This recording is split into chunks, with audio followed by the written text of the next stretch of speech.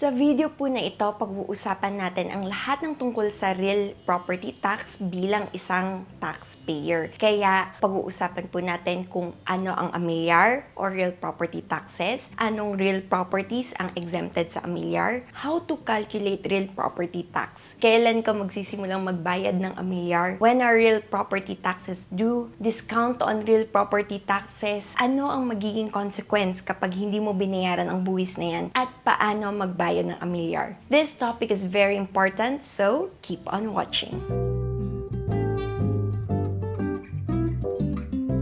Hello everyone, I'm Man Clemente, a licensed real estate broker and a real estate vlogger. Sinigurado ko po na marami kayong matututunan, kaya sana po i-like nyo itong video bilang suporta sa akin. And if you want to learn more about real estate, I hope you consider subscribing to this channel and clicking the notification bell so you won't miss any helpful videos. What is real property tax? Ang Amilyar o real property tax ay buwis na ipinapataw sa pag-aaring real properties, kaya dapat bayaran sa lokal na pamahalaan taon-taon maliban na lang kung ang real property ay napapabilang sa listahan ng mga exempted sa real property tax. The following are exempted from paying real property taxes. Number 1, government-owned real properties except if the beneficial use has been granted to a taxable person. Number 2, institutions actually, directly, and exclusively used for religious, charitable, or educational purposes. Kapag halimbawa merong lugar sa simbahan na ginagamit bilang paupahan sa mga food vendors o stores, hindi kasamang lugar na yan sa exempted sa Amilyar dahil hindi ginagamit ang lugar na yon sa pagsamba. Number 3, machinery and equipment used by companies in the supply and distribution of water and electricity. Number 4, all real property owned by duly registered cooperatives.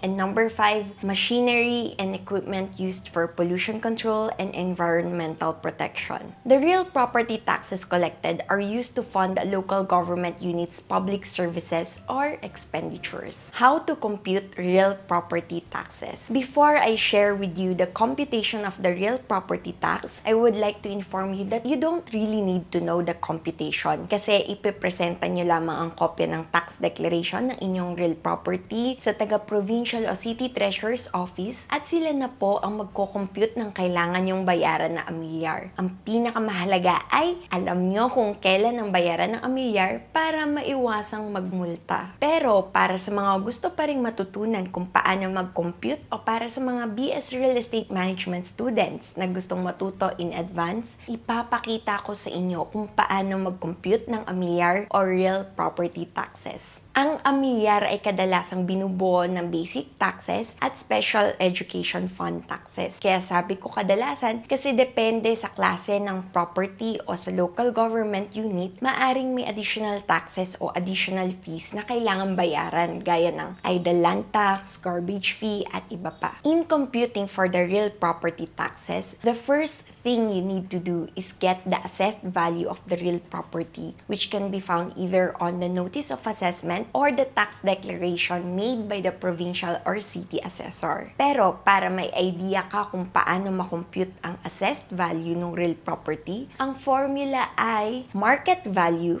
times assessment level.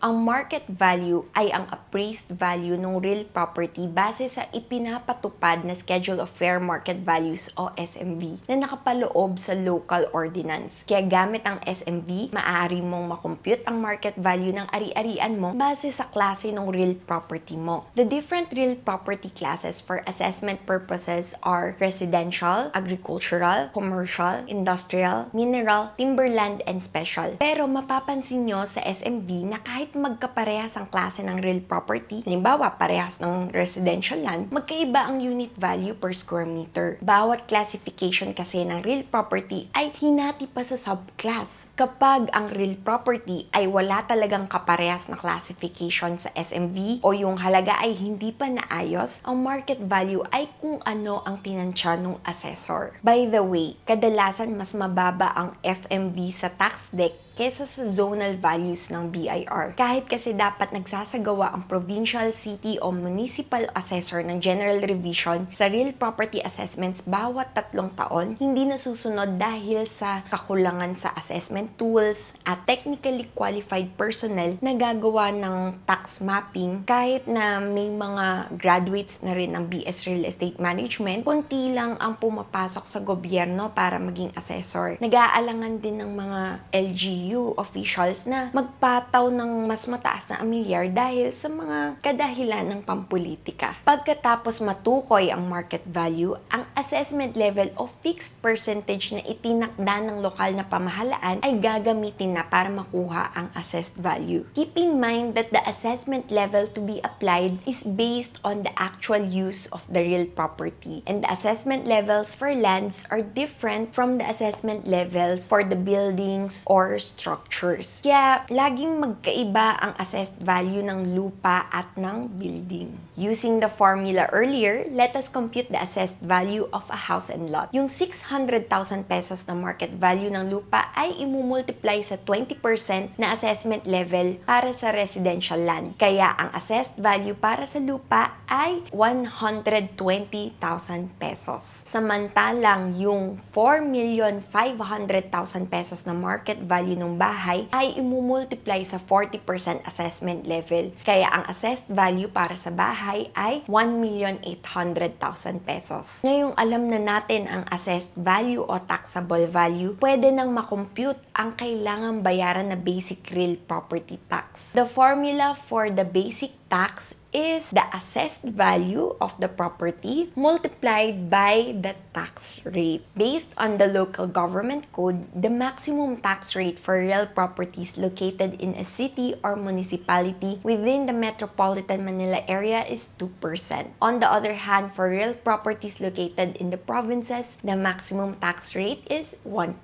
The tax rates can vary among different local government units as long as they are within the ceilings that are prescribed under the law. Kaya maaaring bumaba ang tax rate. Halimbawa, para sa 2022 calendar year, kahit na lungsod sa Metro Manila ang Pasig City, sa halip na 2% ang basic tax rate, 1.5% ang basic tax rate dahil sa Pasig City Ordinance. Going back sa house and lot example natin kanina, kapag ang house and lot ay nasasakupan ng syudad na may basic tax rate na 2%, yung 120,000 pesos ay imumultiply natin sa 2%. Kaya ang basic tax sa lupa ay 2,400 pesos. Ang basic real property tax naman ng bahay ay 36,000 pesos na nagmula sa 1,800,000 pesos times 2%. Kaya ang total na babayaran para sa basic tax ay 38,400 pesos. Ang susunod na gagawin natin ay i-compute ang kailangang bayaran na buwis para sa Special Education Fund. The Special Education Fund is 1% of the assessed value of the real property. So the Special Education Fund for the residential land and house respectively are 1,200 pesos and 18,000 pesos. Nakuha natin yan sa pagmultiply ng assessed values sa 1%. Sa huling step, i-add lang natin ang basic taxes at Special Education Fund taxes upang malaman ang kailangang bayaran ng Amilyar. Kaya sa example natin, ang Amilyar na kailangang bayaran ay 57,600 pesos. For sure, some of you also want a sample computation for a condominium unit. Kaya kung ang market value ng 34 square meters condo sa Pasig City ay 350,000 pesos, 350,000 pesos times 20% assessment level ay 70,000 pesos. 70,000 pesos ang gagamiting basis para sa Amilyar na kailangang bayaran. So, 70,000 pesos times 1.5% tax rate, ang basic tax ay 1,050 pesos. At 70,000 pesos times 1%, ang Special Education Fund ay 700 pesos. Kaya ang babayarang Amilyar ay 1,750 pesos. Mapapansin nyo na ang kinwenta lang natin natin ay yung amilyar para sa unit. That is because the payment for the real property tax of the land on which the condominium building is built is the responsibility of the condominium corporation. And the funds for the payment of the real property tax come from the association dues or special assessments collected from all the unit owners. Idle land tax. Nabanggit ko po kanina na ang LGU ay maaaring maningil ng dagdag na buwis. Isa sa mga buwis na yan ay ang idle land tax. Ang idle land tax ay buwis para sa mga lupang hindi sinasaka o hindi napapatayuan ng istruktura. Local government units may impose an idle land tax rate of up to 5% of the assessed value of the real property for land utilization to be optimized and to discourage land speculation. Kaya mapapansin nyo na kasama sa listahan ng real properties na pinapatawan ng idle land tax ang vacant residential lots subdivision. Kung halimbawa ang isang vacant lot na nasa isang subdivision sa probinsya ay merong 200,000 pesos na market value, imumultiply natin ang 200,000 pesos sa 20% assessment level at makukuha natin ang assessed value na 40,000 pesos. At kung ang idle land tax rate sa probinsya kung saan matatagpuan ang lupa ay 5%, 40,000 pesos times 5% ay 2,000 pesos. Kaya ang kabuuan ng babayarang amilyar ay 2,800 pesos imbis na 800 pesos lang. When do you start paying for real property taxes? If you buy a house and lot or condominium unit from a real estate developer, once the unit has been turned over to you, you have the responsibility to pay the real property taxes even if it is still mortgaged. It is not the mortgage lender's obligation to pay the real property taxes because you are the declared owner or the person with legal interest in the property. Moreover, among the post-approval requirements of the mortgage lenders are the submission of the real property tax receipts and real property tax clearance until you have an outstanding loan balance. Kailangan mong magkusang humingi mula sa real estate developer o sa property management office ng kopya ng tax declaration o real property tax receipt para mabayaran mo ang amilyar. Walang kaso kahit sa real estate developer pa nakapangalan ang tax declaration nung real property. Kapag resale property naman ang binili mo, sa oras na magkapirmahan na kayo ng deed of absolute sale o ikaw na ang declared owner sa tax declaration, responsibilidad mo na ang amilyar. Kaya kung binili mo ang house and lot ng July 2022, tapos ang binayaran lamang nung dating may-ari ay ang amilyar para sa 2 quarters, kailangan mong magbayad ng amilyar sa September 2022 at December 2022. Pagkatapos yung amilyar para sa 2023, pwede mong bayaran ng buo hanggang January 31, 2023. If you buy land with rights only, having a tax declaration and paying the real property taxes while living in the land will help you with your claim of ownership through prescription. When are real property taxes due? Merong 2 opsyon sa pagbabayad ng amilyar. Option 1 is to pay the real property taxes for the year in full. Kapag babayaran mo ng buo ang amilyar, kailangan mong magbayad bago mag-January 31 o mismong January 31 sa bawat taon. Option 2 is to pay the real property taxes in 4 quarterly installments. Dapat bayaran mo ang amilyar on or before March 31 para sa first installment. Ang second installment naman ay on or before June 30. Ang third installment naman ay on or before September 30. At para sa last installment, ang bayaran ay on or before December 31. Tandaan lamang po na kahit on or before, kapag magbabayad kayo ng personal sa City Treasurer's Office, kailangan working day. Kaya halimbawa dahil ang December 31 ngayong 2022 ay Sabado at walang pasok ang gobyerno kapag Sabado, ang huling araw para magbayad ng amilyar para sa final installment o yung fourth installment ay December 30. Discount on real property taxes. Karamihan ng LGU ay nagbibigay ng discount kapag binayaran ng maaga ang amilyar, and taxpayers may enjoy up to 20% discount on yearly tax owed when paid in advance or on time. Ibig sabihin, maaaring magkaiba ang discount at deadline para ma-avail ang discount depende sa municipality o city kung saan matatagpuan ang real property. Halimbawa, sa City of Taguig, kapag binayaran on or before December 29, 2022 ang amilyar para sa taong 2023, makakakuha ang taxpayer ng 20% discount. Sa Pasay City naman, 15% ang discount kapag binayaran ng Amilyar para sa taong 2023 on or before November 2, 2022. Kadalasan, pinapaalam ng LGU ang discount rate at deadline para ma-avail ang discount sa kanilang website, mga social media accounts, sa news outlets o merong notice din sa City Hall. The notice of payment of real property tax may also be posted in the website of Bureau of Local Government Finance. I'll put its link in the video description. You may also go to the Treasurer's Office, which has jurisdiction over your real property, to ask for the discounts offered by the LGU in order for you to maximize your tax savings. Consequences when real property taxes are not paid.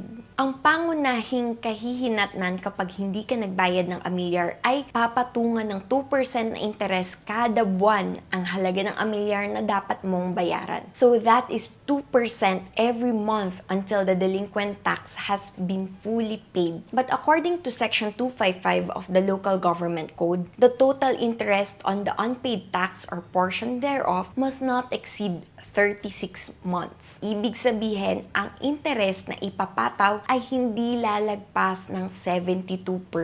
Pagkatapos ng 36 months at hindi mo pa rin mabayaran ng Amilyar, pati ang naipong 72% interest, maaring magsampa ng kaso ang gobyerno o maari ring ilitin o kuhanin sa pamamagitan ng warrant, tapos isusubasta o ibebenta sa isang auction sale ang iyong real property upang makolekta ang buwis na hindi mo pa nababayaran, pati na rin ang mga nagastos nila sa pagbenta. Kaya kapag pinabayaan mo ang obligasyon mong bayaran ang Amilyar, maaring mawala at mapunta sa iba ang iyong tirahan o ari-arian. Kapag nabenta ang iyong real property sa auction, meron kang 1 taon mula sa petsa ng registration ng Certificate of Sale upang tubusin ang iyong real property. Amnesty for real property taxes. Kapag nakaligtaan mong magbayad ng Amilyar, alamin mo kung yung LGU kung nasaan matatagpuan ang iyong real property ay nagbibigay ng amnesty. Some LGUs offer a tax relief scheme for a limited period to allow one-time or installment payments on deficient or delinquent real property taxes. Waived ang kahit anong penalties, surcharges o mga naipon na interest. Halimbawa, sa Quezon City,